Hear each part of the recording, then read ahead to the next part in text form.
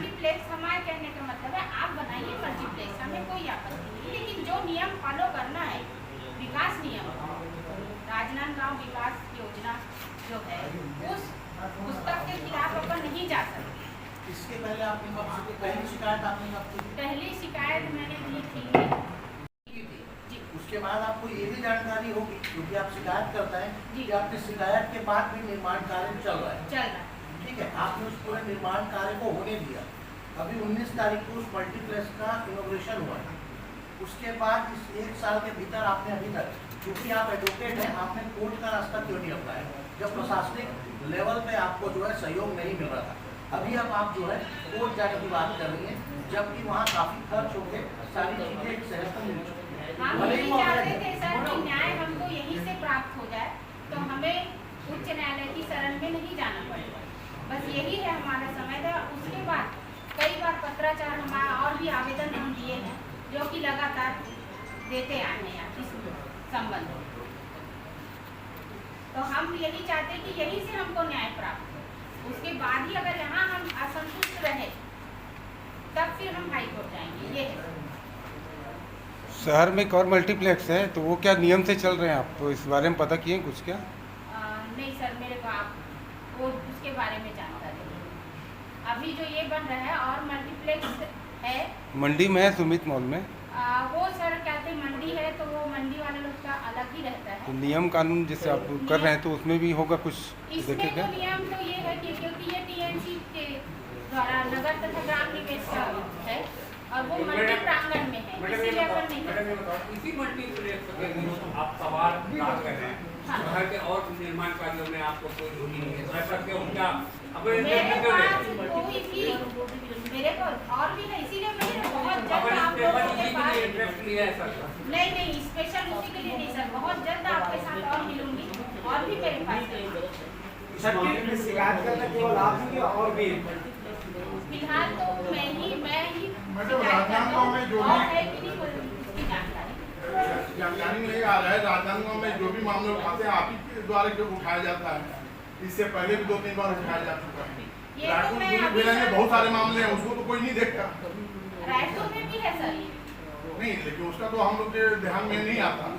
राजनांदगांव में जरूर आता है। सबसे पहला मुद्दा मेरा वहीं का रहता है। इसके पीछे जरूर किसी न किसी का हाथ है, ऐसा लग रहा है। कोई न कोई तो है। महावीर बिल्डर इतना बड़ा बिल्डर है, वो तो कभी उसके बारे में नहीं उठाते। आप बहुत सारे अवैध करके रखा है। मेरे को जो मेरे पास, मैं दस्तावेज से जो मजबूत रहती हूँ सर, पहले मैं दस्तावेज इकट्ठा करती, मेरे को दस्तावेज इकट्ठा करने में 1 साल लग जाता है। उसके बाद ही जब मैं मजबूत हो जाती अपने दस्तावेजों से, उसके बाद ही मैं आवेदन फाइल करती। बिना डॉक्यूमेंट के हम कभी कुछ नहीं कर सकते। दस्तावेज कौन दिया है आपको? राजनांदगांव का मैं स्वयं निकाली हूँ सर। तो घास के मैदान तो वहाँ लाइन से पूरे घास के मैदान में नाली बन गई है। क्या है क्या उसके बाद जैसे जैसे मुझे ज्ञान मिलता है या मैं देखती हूँ, उसके बाद ही मैं क्या आदेश? एसडीएम साहब स्वयं बोल रहे हैं और आ रही उसमें प्रतिवेदन आया है। आप कितने तारीख को आया मैडम? कितने तारीख को आया? मैडम जो भी आपको मोबिलाइज कर रहा है, तो उसके लिए थोड़ी चलेगा मैडम, सिंगल वही चलाएगा मोर। नहीं, चाट और खुल जाट क्या हो जाएगा? शहर की अच्छी बात है। हाँ, अच्छी बात है सर, मैं चलाता है, पानी की बोतल ले जाके नहीं देता, छोटा बच्चा खाने सामान ले तो कुछ नहीं देता। लेकिन नियम के विरुद्ध नहीं करना है। समोसा लाता है गंज चौक से, 50 रुपए में एक समोसा बेचता है। अरे राजनांदगांव विकास हो रहा है, आपको क्या तकलीफ हो रही है? राजनांदगांव में विकास हो रहा है, आपको क्या तकलीफ हो रही है? एग्री हूँ विकास हो रहा है, लेकिन विकास हो कल को कुछ अरे तो मैडम पूरा नांदगांव में गलत काम करने के लिए आपने ठेकेदार हो क्या? यहाँ लोगों का टाइम बर्बाद कर रही हो। अच्छे काम के लिए कम कम हम लोग आए तो बैठे तो अच्छा लगता है। आप मोबिलाइज हो जा रहे हो, हम लोग का क्या है? हम लोग क्यों आगे अपना टाइम बर्बाद करेंगे? और पैसा लेके मैडम इसी मुद्दे पे आप इसी मुद्दे आप क्या करना उसमें? ठीक है सर, मैं इसका दस्तावेज इकट्ठा करती हूँ। ये तो बता रहे हो तो आपका फाइनेंसर है करके। मैं लीगली मैंने आप गलत, मेरे ऊपर आप आरोप नहीं लगा सकते। अच्छा, आप दूसरे हम लोग टाइम बर्बाद कर सकते हो? हम लोग आप टाइम बर्बाद कर सकते हैं? राजनांदगांव में हम लोग का भी टाइम है। मेरे दस्तावेज एकदम सही है, इसीलिए मैं आज खड़ी हूँ। आप बताइए, दस्तावेज बताइए हमको। मैं दस्तावेज सभी जगह सबमिट कर चुकी हूँ। आप दस्तावेज ही ये कॉन्फ्रेंस का वो रहेगा। एक खिलवाड़ वहाँ पे अवैध निर्माण हो रहा है, ये जानकारी आपको किसने दी? इस मामले की जानकारी किसने दिया? क्योंकि राजनांदगांव शहर में क्या हो रहा है क्या नहीं, मतलब ये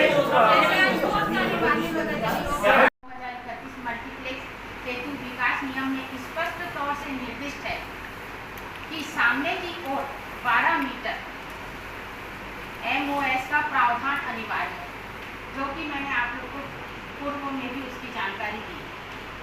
यह अभी आया है SDM की संशोधन प्रतिवेदन में इसकी जानकारी, जबकि उसमें 6.96 मीटर मात्र का प्रावधान मान्य कर दिया गया, जो कि छत्तीसगढ़ नगर तथा ग्राम निवेश अधिनियम 1973 के प्रावधानों का घोर उल्लंघन है।